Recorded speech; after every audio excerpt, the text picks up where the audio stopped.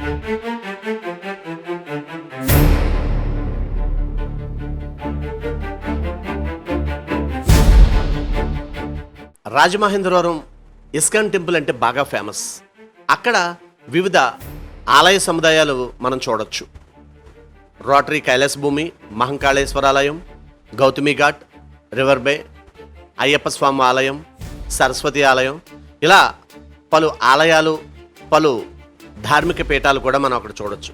ఇక్కడ ముఖ్యంగా చెప్పుకోవాల్సింది ఏంటంటే, అసలు ఇక్కడ ఉన్న వాటికి అనుమతులు ఎంత, ఏ వ్యవహారం నిర్వహించడానికి వాళ్ళు అనుమతులు తీసుకున్నారు, ఏం చేస్తున్నారు, వీటిపై ప్రభుత్వం వారి పర్యవేక్షణ ఎంతవరకు ఉంది, ఇక్కడ నిర్మాణాలన్నీ అనుమతులతోటే జరుగుతున్నాయా లేక ఎవరి ఇష్టానుసారం వాళ్ళు చేసేస్తున్నారా, వాటికి ఎవరు బాధ్యత వహిస్తారు.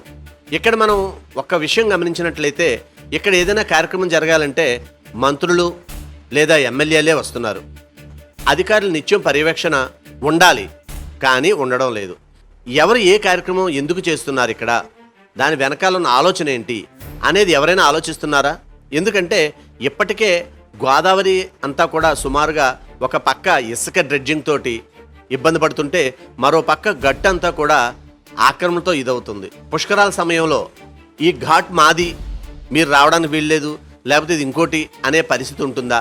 లేదా అక్కడ ఘాట్లలో నిర్మాణాలు చేసుకుని అద్దెలకు ఇచ్చుకుని వ్యాపారం చేసుకుంటున్నారా? అక్కడ అసలు వ్యాపారం చేసుకునే అవకాశం ఉందా? ఆ రూమ్స్ ఎందుకు నిర్మిస్తున్నట్టు ప్రతి చోట కూడా? మరి వాటికి ఎవరు బాధ్యత వహిస్తారు? ఎవరికి లెక్కలు చెప్పాలా అక్కర్లేదా? ఇటు ఇరిగేషన్ కానీ, నగరపాలక సంస్థ కానీ అధికారులు ఏం చేస్తున్నారు, పర్యవేక్షణ ఎందుకు లేదు అనేది చాలా చాలా పెద్ద ప్రశ్నగా మిగిలిపోయింది. దీనికి సమాధానం చెప్పాల్సిన అవసరం అధికారులకు ఖచ్చితంగా ఉంది. ఎవడైనా సామాన్యుడు రోడ్డును ఆక్రమించి ఒక ఇల్లు కట్టుకుంటే దాన్ని నిర్దాక్షిణ్యంగా కూల్చేస్తాం అంటున్నారు. ఫుట్పాత్ మీద పెడితే కుదరదంటున్నారు.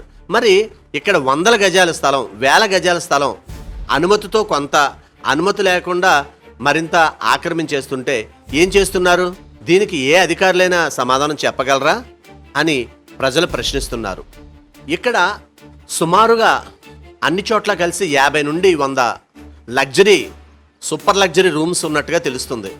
ఈ రూమ్స్ అద్దెకు ఎవరికి ఇస్తారు, ఎలా ఛార్జ్ చేస్తారు? ప్రభుత్వం వారా లేకపోతే అక్కడ లీజుదారుడా? మరి ఈ విషయం చెప్పగలరా అధికారులు? లేదంటే కనీసం నగరపాలక సంస్థకి వచ్చే ఉన్నతాధికారులకు ఈ రూమ్లు ఉపయోగం ఉంటుందేమో చూడండి. కనీసం అలాగైనా ఉపయోగపడతారుగా మీరు. అంటే అప్పుడు బయట రూమ్స్ మీరు ఎక్కువ తీసుకుని, లేకపోతే వాటికి సంబంధించిన అధిక అద్దెలు చెల్లించాల్సిన అవసరం లేకుండా, ఇవి ఎలాగో ఫ్రీ అంటున్నారు, ఆ ఫ్రీ మీరు ఉపయోగించుకోండి.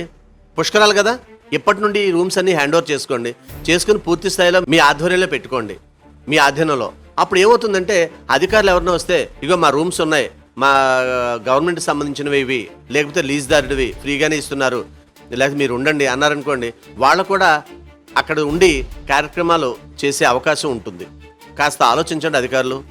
ఈ గోదావరి ఘాట్ల నిర్వాహకులు నాయకులతో అన్ని రకాల పులిహారలో కలిపి ఇక్కడ ఇంతింతే వసదింతే అన్నట్టుగా 100 గజాల స్థలం ఆక్రమించాల్సింది కాస్త 1000 గజాలు ఆక్రమిస్తున్నట్టుగా వినిపిస్తున్నాయి. నాయకులు మిమ్మల్ని పిలిచేది మీ మీద ప్రేమతో కాదు, వాళ్ళ స్వార్థంతో. దయచేసి ఆ విషయం కూడా మీకు తెలియదని కాదు, కొంచెం ఆలోచించండి అని ప్రజలు సూచిస్తున్నారు. ఎందుకంటే రాను రాను వాళ్ళకి పూర్తి స్థాయిలో అన్యాక్రాంతమయ్యి కోట్లాది రూపాయలు దండుకుంటున్నారనే అపవాదు వాళ్లపై ఉంది. అది మీరు అంటించుకోకండి అని ప్రజలు అభ్యర్థిస్తున్నారు. మరొక ముఖ్య విషయం, నదీ గర్భంలో శాశ్వత నిర్మాణాలు చేయకూడదనే నిబంధన ఒకటి ఉంది. మరి అధికారులు ఆ దిశగా నిరంతర పర్యవేక్షణ ఎందుకు చేయడం లేదు? ఇది ఇలాగే కొనసాగితే భవిష్యత్తులో మాకు గోదావరి అనే జీవనది ఒకటి ఉండేది అని చెప్పుకోవలసి వస్తుందని ప్రజలు అభిప్రాయపడుతున్నారు.